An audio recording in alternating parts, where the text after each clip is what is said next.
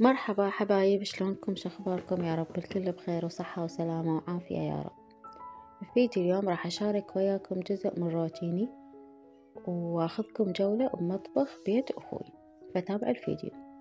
بس قبل كل شي أريد أطلب منكم طلب، لا تنسوني باللايك والاشتراك، تفعيل زر الجرس حتى يوصلكم كل فيديو أنزله.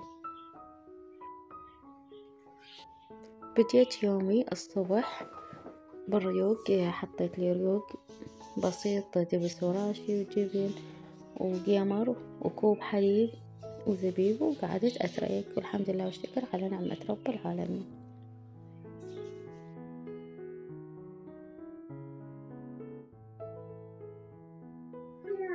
وأكيد بعد الريوق نبلش بروتين التنظيف كالعادة. فأول شي راح أغسل مواعين الريوق. هنا حضرت الزاهي والماي وراح أغسل المواعين. بعد ما غسلتهم تركتهم شوية هنا على السنك، العفو، شوي يذوبون مايهم وأصفطهم داخل الكاونتر. أما للغدا راح نبلش بالغدا. راح أسوي الطاجينة العراقية اللي هي جزر ودجاج وبتيتة ويا التمن. فهنا أول شي غسلت التمن، نغسله كل زين لحد ما يصير الماي مالته صافي. على النار ثرمت شوي بصل شرائح لحد ما تكرمل، وضفت عليه التمن وراح أضيف عليه بهارات. ضيفوا بكيفكم اللي يعجبكم. أنا راح أضيف كركم وسبع بهار وبرياني، هي بهارات برياني. والملح شي أكيد ما ننساه. وراح أضيف عليه ماي. الماي همات اختياري، تحبونه لين تحبونه نثر. راح أضيف ماي وسط لحد ما يغطيه وأتركه يستوي.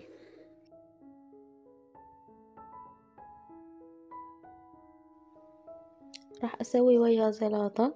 هنا راح أسوي زلاطة جزر ولهانة وطماطة وأعصر.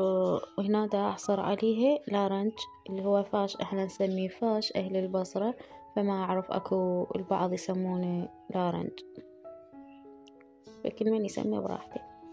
المهم ضفت هنا الملح، شي أكيد يعني ماكو زلاطة بدون ملح.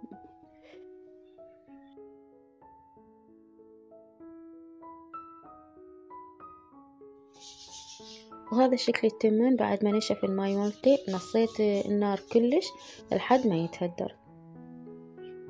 على ما يكمل التمن هنا ضفت بصل شرائح، خليته يتكرمل شوي، وضفت عليه الجزر والبوتيتة وقطع الدجاج، ولكن هاي الجزر والبوتيتة مسلوقات يعني سالقتهن نص استاو وضفتهم. هنا ضفت عليه فلفل أسود، وراح أضيف بهارات وبهارات البرياني نفس البهارات اللي ضفتها على التمن.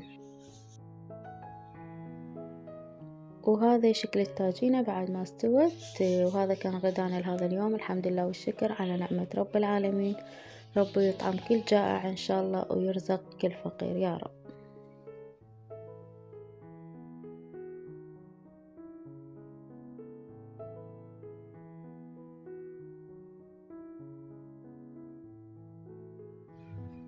وهسه حبيت أسوي حلا سريع وبسيط للأطفال، رادوا شي ياكلون العصر، فقلت خل أسوي لهم حلا سريع وطيب يحبونه، وما دائما أسوي لهم. فهنا خليت كوبين ماي، وخليت 3 حليب، 3 يعني ملاعق مو 3 كواب، 3 حليب، العفو 3 نشا و2 حليب وضرب فانيلا وشكر. الشكر اختياري، تحبونه حالي أو كيفكم.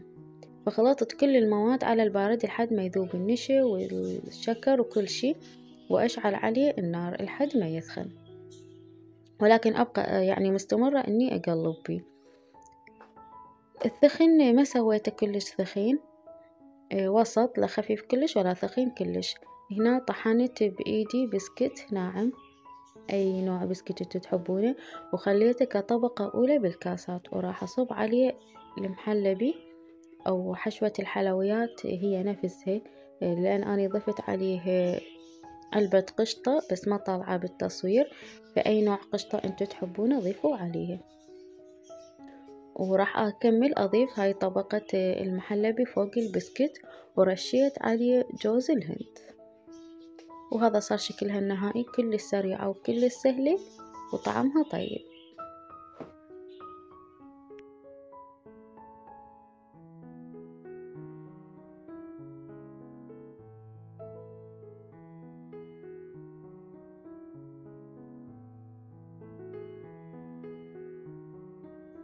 بما أن كملنا روتيننا لهذا اليوم ونظفت المطبخ ما عندنا شي، فتعالوا أخذكم جولة بمطبخ بيت أخوي، جولة بسيطة مو بتفاصيل عميقة. المهم راح أترككم ويا الفيديو، لا تنسوني باللايك والاشتراك مرة ثانية وتفعيل زر الجرس. أحبكم هواي، باي باي.